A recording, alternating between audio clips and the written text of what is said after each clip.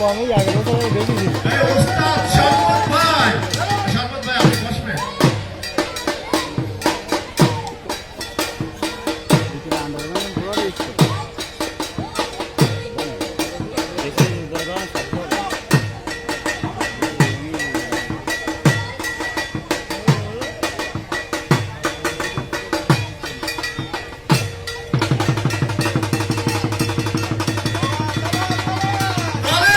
সবাই হাত তালি। ভাস্কর ভাই এবং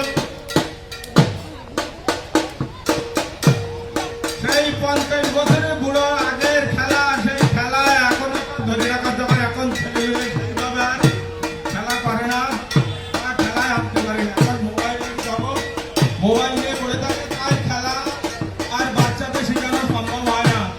তাই এই বয়স্ক লোকদের দিয়ে ঠিক আছে দেখি শুনতে পারে না। সেই দিবাটাই